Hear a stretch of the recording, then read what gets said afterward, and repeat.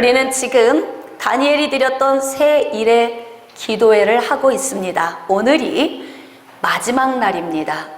여러분, 우리가 기도하면 하나님 나라도 바빠지고 어둠의 영역도 바빠집니다. 하나님은 복 주시기 위해서 바쁘시고 또 어둠의 영역은 방해하기 위해서 굉장히 바쁩니다. 그래서 우리가 이렇게 작정하고 기도할 때에 갑자기 없었던 문제들이 툭툭 터지기도 하죠. 네. 그러나 하나님은 화가 변하여 복이 되게 하시고 고난 가운데 우리에게 유익을 끼쳐 주십니다. 여러분들이 오늘 21일째 맞이했기 때문에 할렐루야, 이제 오늘 끝났다, 이제 불행 끝 행복 시작, 또 후퇴하는 것 끝 전진 시작, 실패 끝 승리 시작, 뭐 이렇게 여러분 생각할 수 있는데 아닙니다. 이제 겨우 우리는 하나의 산을 넘었을 뿐입니다. 우리는 하나의 강을 건넜을 뿐입니다. 우리는 앞으로 다가오는 산과 강을 또 넘어야 하고 건너야 합니다. 그렇기 때문에 오늘 후련한 마음으로, 개운한 마음으로 돌아가시려고 마음을 먹고 오셨다면 한번 외쳐봅시다. 이제부터 다시 시작입니다. 이제부터 다시 시작입니다. 한 번 더. 이제부터 다시 시작입니다. 이제부터 다시 시작입니다. 영적 싸움은 이미 시작되었습니다. 그리고 진행되고 있습니다. 주님 앞에 서는 날까지 우리는 영적 싸움을 싸우게 될 것입니다. 기도회 기간에 한 권사님이 구안하사가 왔어요. 건강했는데 아무 문제 없었는데, 야, 근데 제 이런 생각이 들었어요.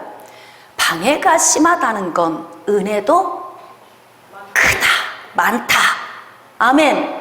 그러니까 어둠이 긴장하고 우리를 강력하게 공격하고 있다면 하나님의 역사 또한 강력하시다.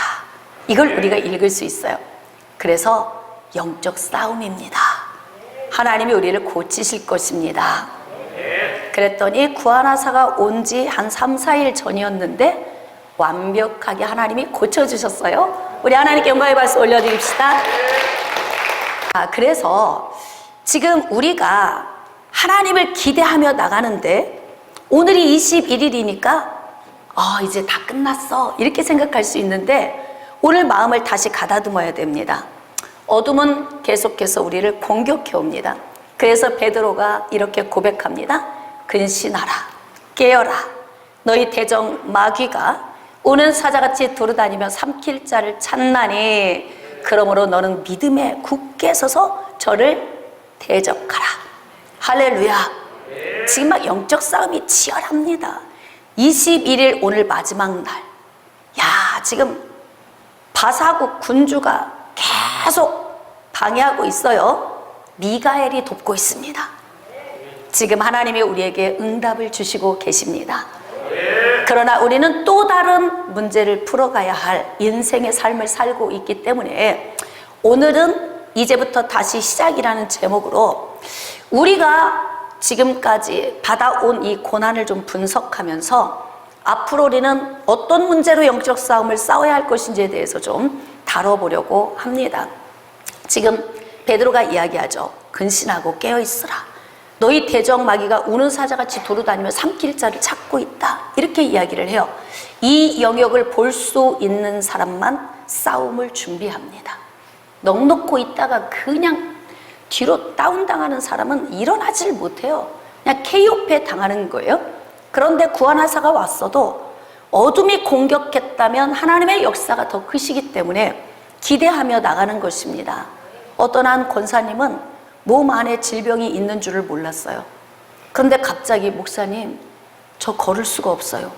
예배 끝나고 일어나질 못해요. 한 걸음을 뛰지 못합니다. 자, 그런데 기도를 받았어요.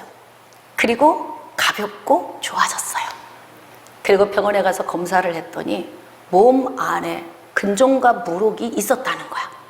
그것을 듣고 우리가 지금 계속 기도했어요. 자, 이제 하나님이 또 어떻게 역사하시는지 우리가 또 지켜봐야 합니다.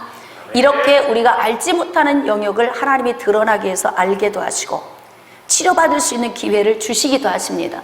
그러니까 하나님의 역사하심은 각양각색 다양하게 우리에게 오는데, 오늘 제가 여러분들에게 드리고 싶은 것은 우리 인생에 온 많은 문제들을 주님께 올려드릴 때에 우리에게 없어도 될 고난의 문제를 우리는 어떻게 하며 살아야 하고 우리는 어떤 고난에 동참해야 하는지에 대해서 한번 고민해 보려고 그래요. 그래서 베드로는 베드로전서 2장에서 고난을 두 가지로 분류를 하고 있습니다. 자, 베드로전서 2장으로 나아갑시다. 19절과 20절 잘 여러분이 체크해 보세요. 어떻게 분류하고 있는지 같이 압독합시다. 시작. 부당하게 고난을 받아도 하나님을 생각함으로 슬픔을 참으면 이는 아름다우나 죄가 있어 매를 맞고 참으면 무슨 칭찬이 있으리요. 그러나 선을 행함으로 고난을 받고 참으면 이는 하나님 앞에 아름다우니라. 아멘. 자, 여기서 이제 두 가지의 고난을 우리에게 제시하고 있어요.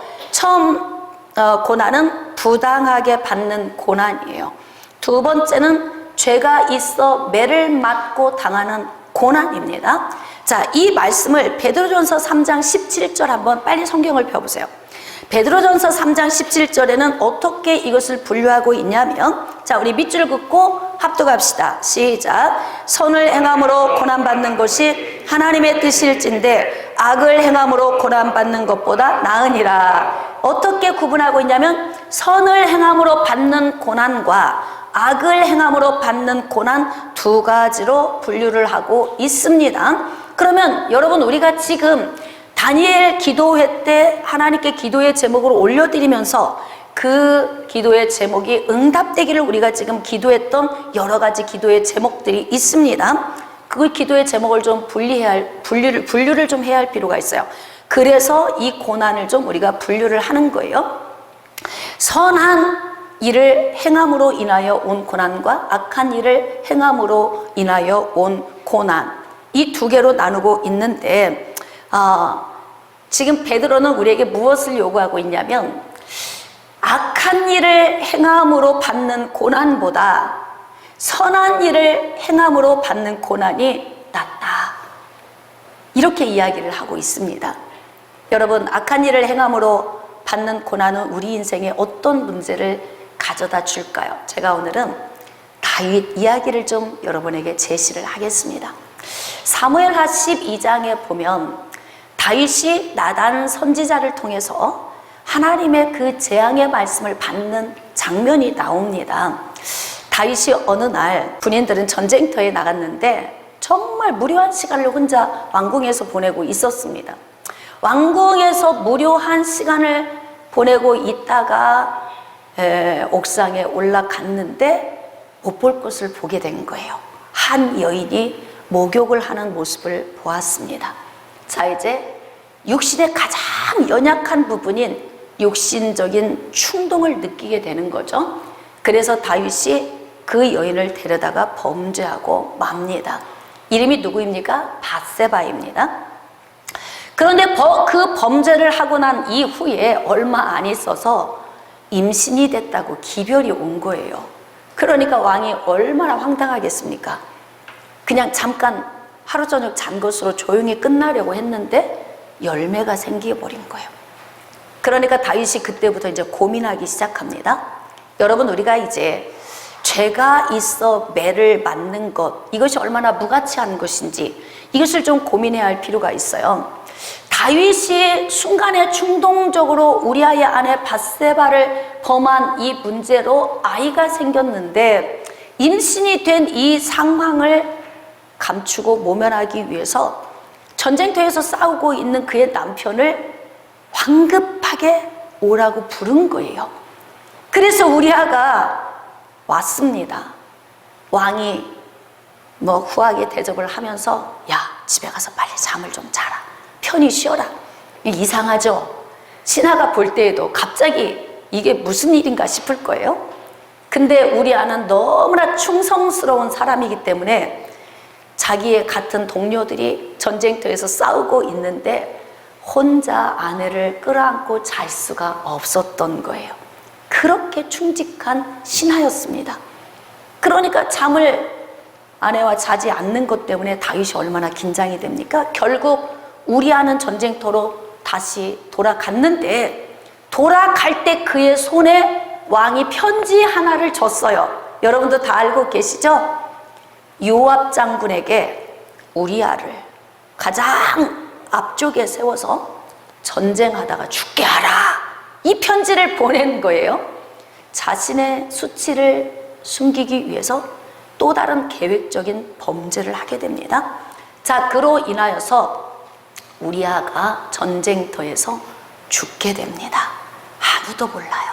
누구만 알아요? 다윗과 요압 장군 두 사람만 알고 있는 내용입니다.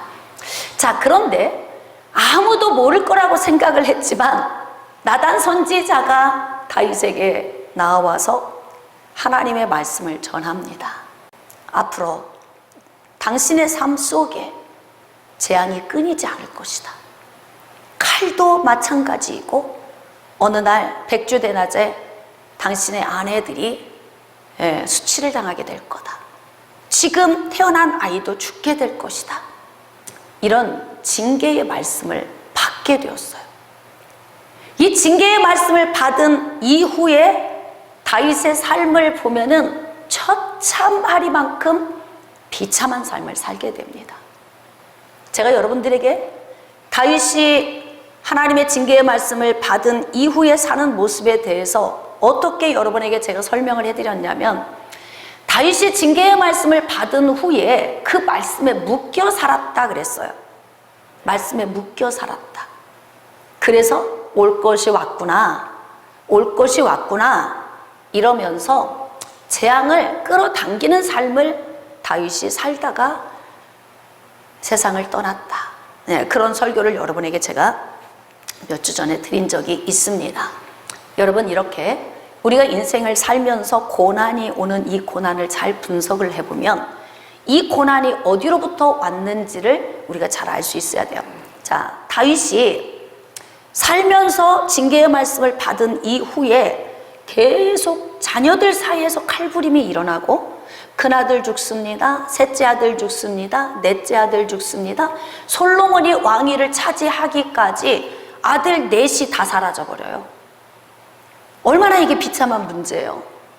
부모 앞에 자녀가 먼저 가는 거 가장 불효하는 거잖아요. 근데 그런 아픔을 겪으면서 또 아들 둘을 통해서 두 번 모반당하는 사건을 또 만나게 됩니다. 고난이 오죠. 왜 우리는 인생의 문제를 가지고 이렇게 허덕여야 되는가? 답은 하나입니다. 잘못 살아서 그렇습니다. 아프죠? 이 말이 또 너무 아파. 그래도 해야 돼요. 성령의 검인 하나님의 말씀은 우리의 혼과 영과 관절과 골수를 찔러 쪼갭니다. 그래서 아파요.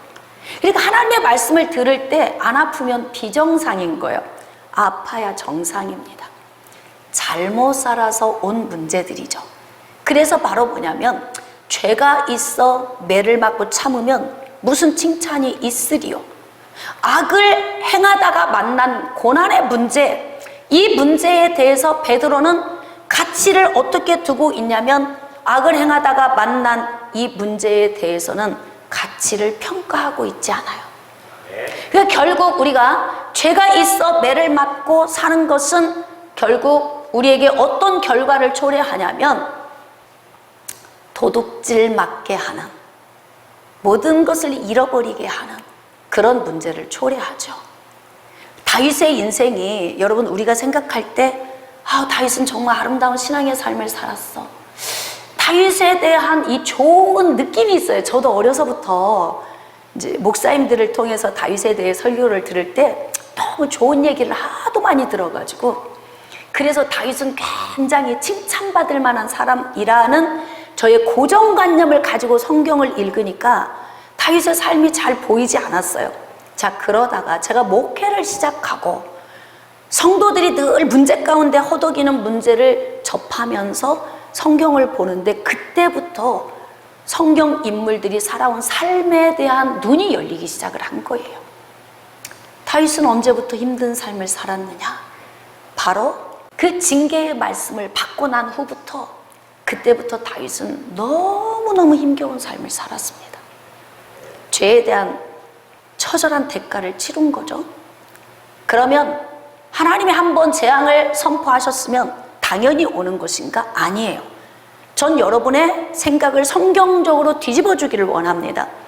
하나님께서 다윗에 대해서 징계의 말씀을 선포했을지라도 다윗이 이 말씀을 마음에 새기고 삶을 살얼음판 걷듯이 정말 하나님이 기뻐하는 삶을 살면 하나님이 그냥 이 징계의 매를 들고 있다가 못 때려. 가만히 있어봐라. 언제 기회 될 때 이러고 계시다가 그냥 데려가실 수도 있어요. 이해되시면 아멘. 그러니까 하나님의 말씀에 묶이지 않아야 된다는 거예요. 전 여러분들이 하나님의 말씀에 묶이지 않기를 축복합니다. 우리가 언제라도 유턴하고 주께로 돌아가면 하나님께서는 우리를 다시 안아주시고 용서해 주시고 일반적인 하나님의 계획은 변경도 되어집니다.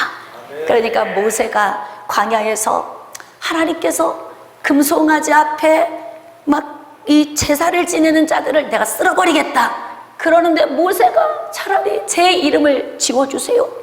하나님, 이방인들이 얼마나 좋아하겠습니까?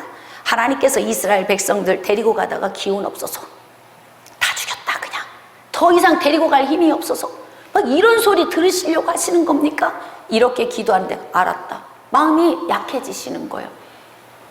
그러니까 하나님께서 우리 인생의 삶에 어떤 징계의 말씀을 주셨을지라도 이 말씀을 우리의 삶에 복이 되도록 만드는 건 누가 하는 것이다?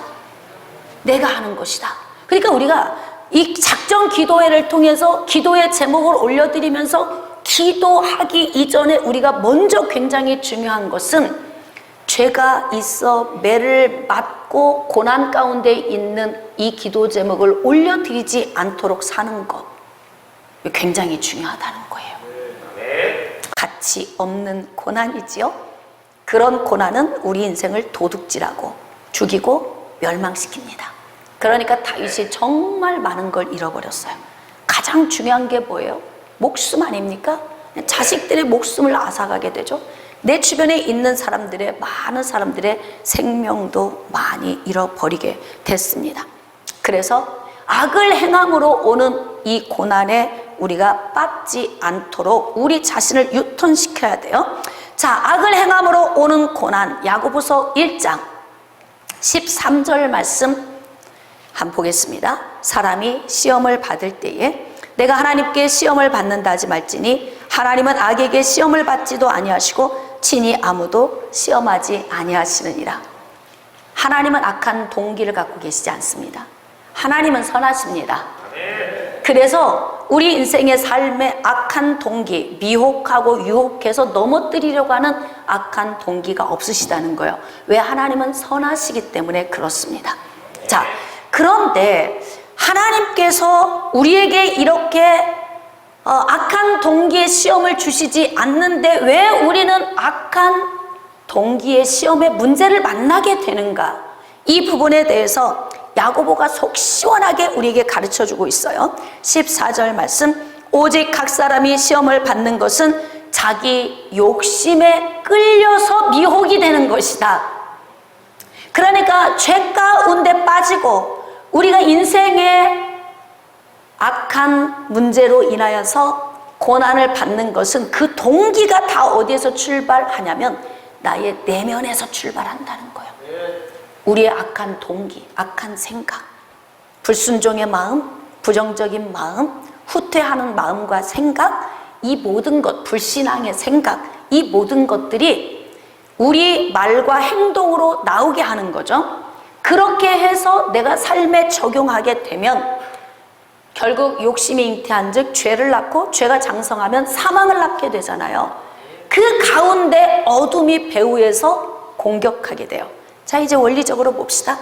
우리 생각 안에 불신앙적인 것, 자, 부정적인 것, 하나님께로부터 오지 않은 죄악된 것들이 내 안에 가득 들어있으면 마귀가 도로도로 다니다가 삼킬 자를 찾기 위해서 배회하고 있어요. 그러다가 어떻게 되느냐? 마귀의 공격 대상이 되는 거예요. 마귀에게 발견이 되면 마귀에게 딱 걸려 넘어지는 겁니다. 그러면 어둠이 와서 계속 공격을 하죠. 자, 이때 깨어있는 사람은 정신을 바짝 차리고 믿음에 굳게 서서 저를 대적해서 승리하는 거예요. 여러분, 세상에 있는 불신자들에게 구원하사가 왔다. 그러면 이게 치료받으려면 얼마나 힘들어요. 오랜 세월 걸립니다.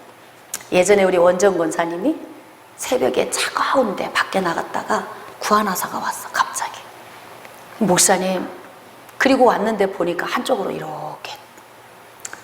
근데 기도를 하니까 하나님이 고쳐주셔서 한 두세 번 기도 받고 정상이 돼서 아무 문제 없어요. 우리 정태자 권사님이 구원하사가 왔는데 지금 한 3, 4일 전에 구원하사가 왔어요. 저녁에 기도회 하러 왔는데 목사님, 제가요 구원하사가 왔어요. 근데 정상으로 다 회복이 됐어요. 그러니까 믿음의 사람은 믿음으로 대적하는 거예요. 이기는 것입니다. 하나님은 살아계셔서 지금 우리 가운데 함께 하시니까 할렐루야. 하나님이 누구 편이십니까? 그럼요, 내 편이십니다. 그러니까 이제 우리가 주님 앞에 올려드린 여러 기도의 제목 가운데 좀 털어내야 할 기도의 제목들이 있어요. 난 기도 제목 올려드리면서 이걸 언제까지 맨날 이걸 해야 돼? 하나님께서는 먹고 마시고 입고 쓰는 거 염려하지 말라. 그러면 이 모든 거 다 보너스로 하나님의 나라와 의를 구하며 보너스로 나머지 다 줄게. 그러는데 막 성도들은 계속 기도하는데 하나님 먹을 것, 마실 것, 입을 것, 뭐 이런 기도만 계속 올려드려야 할 때 제 속에서 내가 눌려. 내가 눌리는 거예요. 오히려 이들의 선한 욕심은 어디에 있나?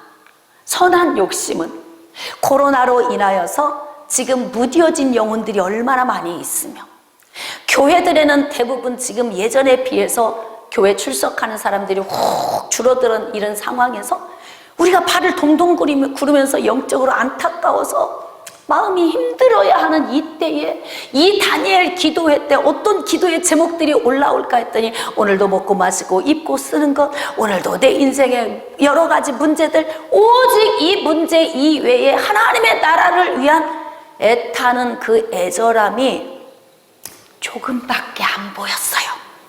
아예 없었던 건 아니고 보이긴 했는데 조금 보였어요. 이때 제가 제 마음이 눌리더라고. 야, 성도들이 이 기도의 기간에 하나님의 나라와 의를 위해서 좀 더 부르짖어 줬다면 얼마나 좋을까?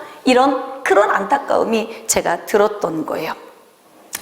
이제 각 사람이 미혹, 즉 템테이션의 그 시험을 당하는 것은 자기 욕심 때문이다. 그래서 욕심이 잉태해서 나중에 이제 이 사망까지 가는 거다, 이 말이죠. 그러니까 많은 것을 도둑질 맞게 되는 거예요. 여러분, 이제 앞으로 할 수만 있으면 주께 기도를 올려드릴 때 내 인생에 내가 잘못 살아서 도둑질 맞는 이런 문제는 만들지 맙시다. 깨달아지시면 아멘. 안 만들고 살면 누구에게 좋은 거예요? 그럼요. 그러니까 지금 베드로도 야고보도 영적 원리를 알아요. 우리가 하나님이 주신 위임의 복을 잘못 적용하면 우리가 인생에서 매일 기도할 문제만 만들어내는 거예요. 그런데 이 말씀을 잘 적용하고 살면 많은 문제 발생하지 않아요. 저는 이제 목회하면서 이런 고민을 해봅니다. 어떤 사람은 요철 부위 없이, 별 문제 없이 평탄하게 잘 가요. 부부 문제도 평탄하고, 자녀 문제도 평탄하고, 부모 문제도 평탄하고, 그냥 보면 평탄해. 모든 게 다 평탄해. 그런데 어떤 집은 부부 문제도 힘들어, 자녀 문제도 힘들어, 물질 문제도 힘들어, 건강 문제도 힘들어, 안 힘든 것이 하나도 없는 그러한 삶을 사는 사람이 있어요. 차이가 무엇입니까? 무엇 때문에 그런 지금 A와 B의 이 차이점이 무엇인 것 같습니까? 위임의 복이에요. 위임의 복. 생육하고 번성하고 충만하고 땅을 정복하고 땅에 있는 모든 생물을 다스리는 것. 그래서 제가 여러분들에게 우리가 해야 할 일을 놓치지 말아라. 기도할 것보다 내가 해야 할 일이 훨씬 많다. 네? 이해가 되십니까? 아멘. 자녀 양육해야 하는 우리 지금 젊은 세대들, 또 지금 결혼을 앞두고 있는 우리의 자녀들, 자녀에게 정성 쏟고 사랑 주어야 할 시기 놓치면요, 그 남은 인생 내내 힘든 시간을 보내야 돼. 그래서 우리가 삶을 살아가는 이 모든 것이 기도 안에서 문제가 오는 게 아니에요. 잘못 살아서 오는 문제들이에요. 이해가 되십니까? 그리고 기도는 무엇을 기도해야 하냐면 하나님의 나라와 의를 위해서 기도해야 하는, 그러니까 선한 일을 행함으로 인하여 오는 고난에 동참하기 위한 기도를 해야 하는 것입니다. 그러니까 여러분들이 지금도 여러분들 생활하는데 빨리 부르세요. 기도 제목이 이런 제목이 올라왔어요. 중간에 목사님이 가르쳐 주신 대로 해결이 용서다, 이 말씀이 떠올라서 언니하고 묶여있는 문제를 직접 부딪혔다는 거예요. 그랬더니 해결이 됐대. 오랜 세월 마음에 두고 있던 거, 이것은 기도할 것이 아니고 해결해야 하는 문제이다. 할렐루야. 그러니까 우리가 인생을 살면서 이걸 잘 구분해야 돼요. 제가 항상 우리 인생을 살면서 분석해야 하고 검토해야 된다. 잘 분류를 해야 한다. 제가 설교할 때는 항상 이렇게 분류를 잘 해드리잖아요. 여러분, 분류. 왜냐하면 그게 잘 되면 훨씬 인생이 순탄합니다. 그게 안 되면 헷갈려. 상담을 할 때에도 어디서부터 어떤 매듭부터 풀어줘야 할지 도무지 답이 없이 산 사람들이 있어요. 근데 그분들은 내가 이렇게 매듭을 만들면서 살았던 것을 몰라서 문제 해결이 안 되는 거예요. 근데 너무 매듭이 많으니까 어디에서부터 풀어야 할지를 모르겠어요. 이거 뭐 잠깐 하나 매듭 풀어준다고 해결될 문제가 아닌 너무나 쌓여있는 이 착잡한 문제 보면서 제발 좀 잘 좀 살아주세요. 할렐루야. 잘 좀 살아주세요. 신앙생활 잘하는 건 교회 와서 기도만 열심히 하는 게 아니에요. 삶을 잘 사는 거예요. 이게 정말 신앙생활 잘하는 것입니다. 하나님의 말씀을 삶에 적용하면서 여러분의 위임의 복. 또 기도 제목에서 이런 기도 제목이 올라왔어요. 직장에 관한, 우리 청년들 직장에 관한 기도의 제목. 여러분이 좋은 직장을 가기를 원한다면 경쟁력을 잘 준비해요. 여러분이 앞으로 윤택한 삶을 살기를 원한다면 여러분의 실력을 잘 향상시켜야 돼요. 그리고 어떻게 해야 되느냐? 자기 PR 시대이니까 자기 PR도 잘 할 줄 알아야 돼. 뭐 할 줄 아십니까? 그러면 부끄러워서 말을 못해. 그 사람을 어떻게 알고 사용을 하겠습니까? 여러분, 제가 예전에 교회에서 부교역자들이 막 9명씩 있을 때가 있었어요. 신학교를 운영하다 보니까 신학생들이 제 밑에 와서 훈련받고 싶다고 와서 막 8, 9명이 있어요. 근데 이제 부교역자들에게 제가 하는 거예요. 운전 좀 배워라. 운전할 수 있는 사람이 없어, 거의. 왜냐면 나이 먹고 예수, 오직 예수, 그냥 불바다 뜨거워서 온 사람이야. 하나님이 불렀는지 안 불렀는지 나도 확신이 없어. 본인도 확신이 없고, 가르치는 제 자신도 확신이 없고, 와서 배우는 그분도 확신이 없어요. 근데 뭐냐면 잘할 줄 아는 게 뭐냐 그러면 오직 예수. 운전할 줄 아십니까? 목사님, 저는 오직 예수입니다. 컴퓨터 할 줄 아십니까? 오직 예수입니다. 아니, 오직 예수. 부교역자가 교회 와서 담임 목사를 도와서 일해야 되는 사람이 오직 예수 하나밖에 없어. 뜨거운 게, 잘하는 게 아무것도 없는 거. 어디다 써먹어요, 그걸?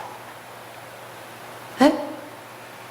그러니까 우리가 잘하고 살아야 하는, 인생의 삶을 잘하고 살아야 하는 것, 그것이 바로 무엇이냐면 준비를 잘해야 돼요. 이력서를 쓰고 자기소개서를 쓸 때에 저 사람이 나를 사용하고 싶은 마음이 들도록 잘 기도하면서 준비해서 PR을 해야지. 내 PR을 해야죠. 근데 PR을 하려니 PR을 할 게 있어야지. 아무것도 없어. 그러면 나의 가치가 떨어지는 거예요.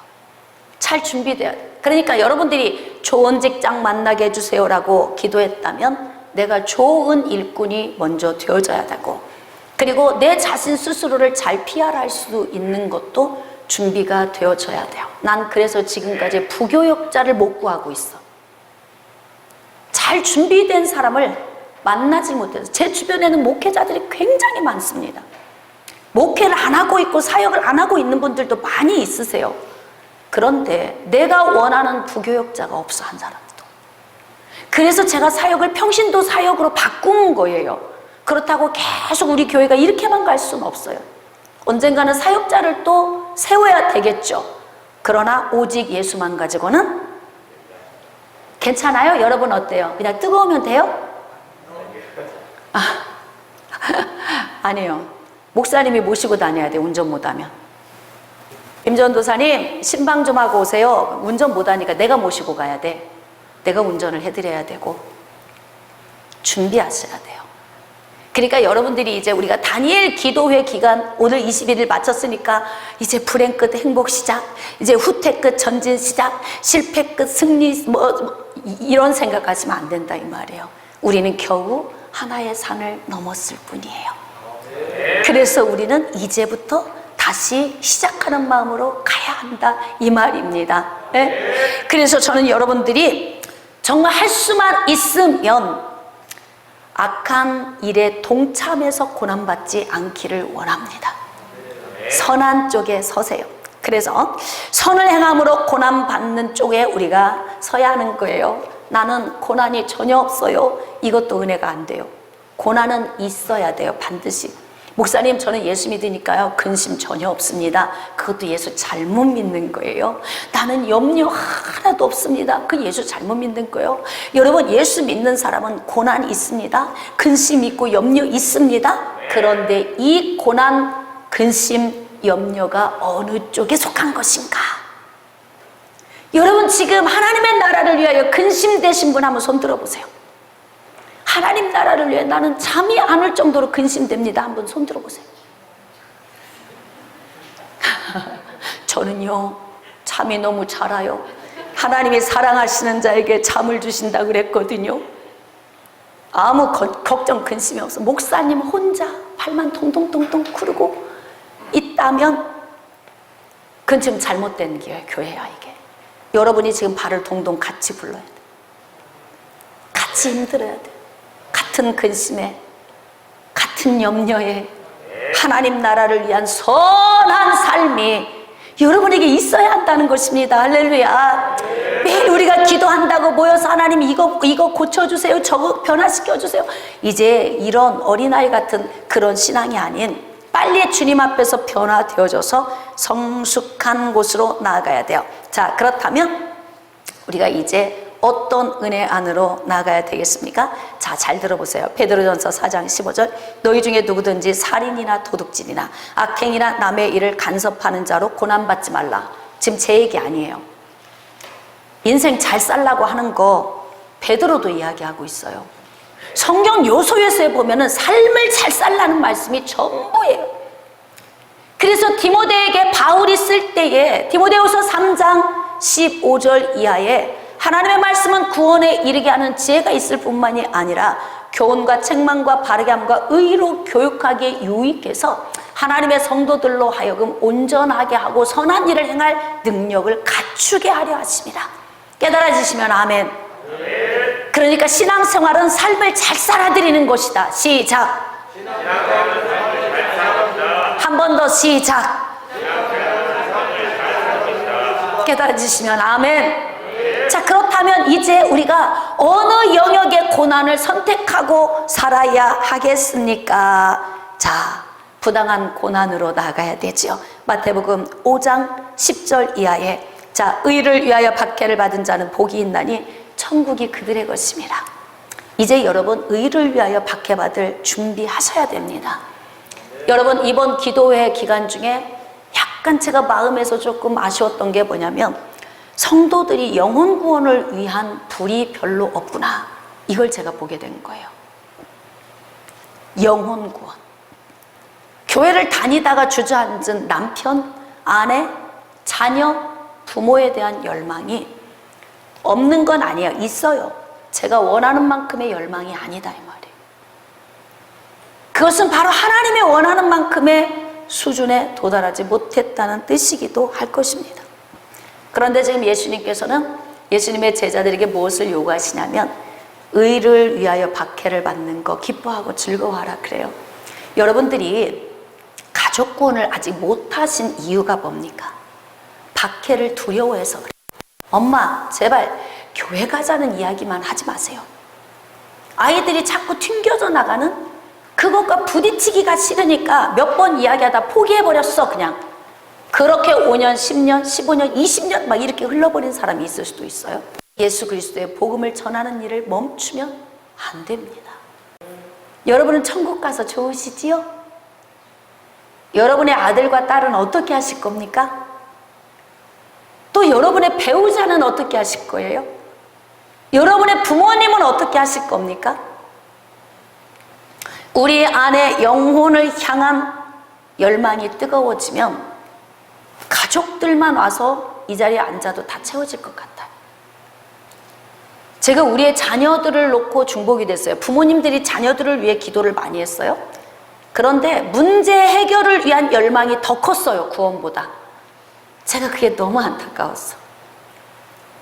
치료해 주세요. 결혼하게 해주세요. 뭐 회복시켜 주세요. 이건 있었는데 이들의 영혼을 위한 가슴 찢어지는 눈물이 없었다는 거예요. 그것이 제가 다니엘 21일 기도에 하는 내내 제 마음에 눌림이 되었습니다. 여러분은 어떻습니까? 오늘 한번 다시 고민을 해봅시다.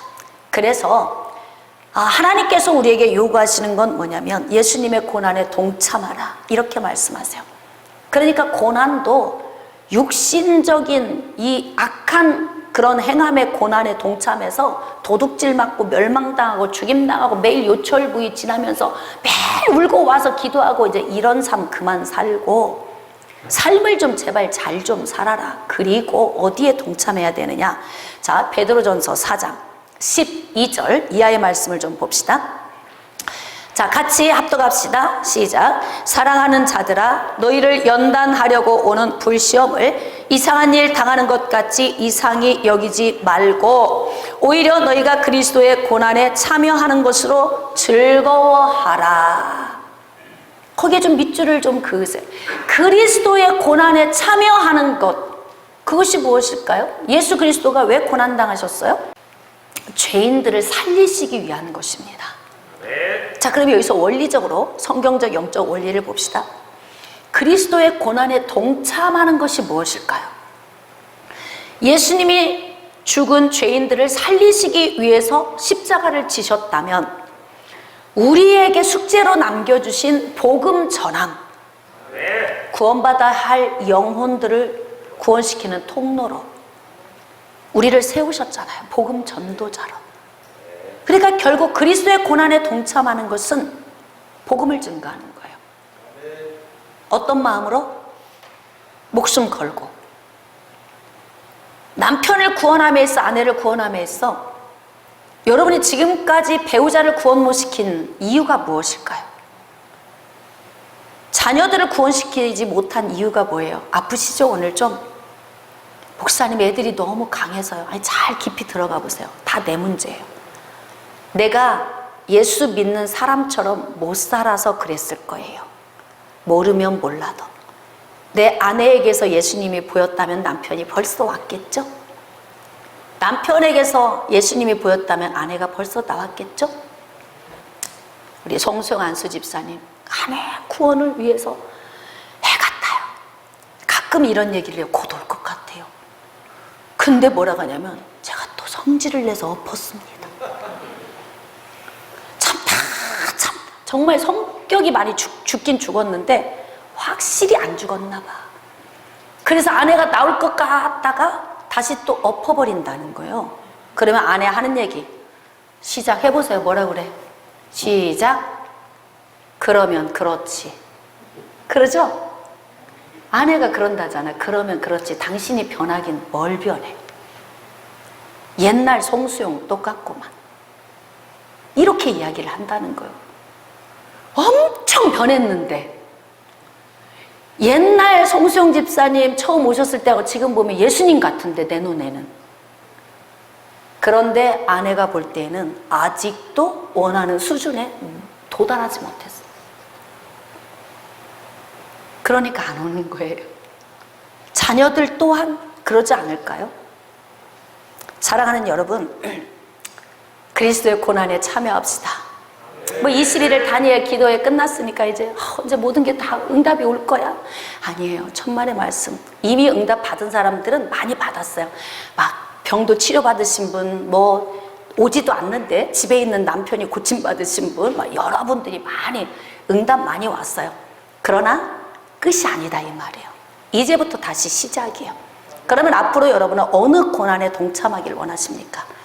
매일같이 악한 일에 동참해서 도둑질 맞는 고난에 빠지지 마시고 선한 일에 동참합시다.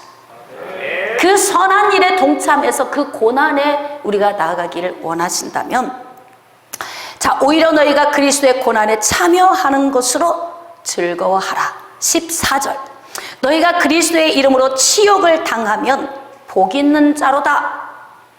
남편이 교회 못 가게 하고 욕하고 때로는 폭행을 할지라도, 자녀들이 반발을 할지라도, 그래도 어떻게 해야 된다고요? 치욕을 당하면 복 있는 자다. 이렇게 말씀하고 있잖아요. 여러분은 어떻게 하시길 원하십니까? 자, 이제 가족 총동원주의를 제가 선포할 거예요. 가족들을 위해 기도합시다. 다시 가족들을 위해 기도합시다. 믿지 않는 가족들이 다 죽게 나와서 영원한 생명을 얻고 함께 천국 갈 수 있도록. 할렐루야. 여러분들이 이제 좀 삶의 방향을 바꿔서 예수 그리스도의 고난에 동참하면서 복음 전하는 자가 되어서 가족 먼저 구원하고 이웃, 일가, 친지 구원하고 그렇게 해서 빈자리 채워서 하나님이 기뻐하시는 삶. 할렐루야. 이제부터 다시 시작합시다. 한번 외칩시다. 시작. 할렐루야. 기도하겠습니다.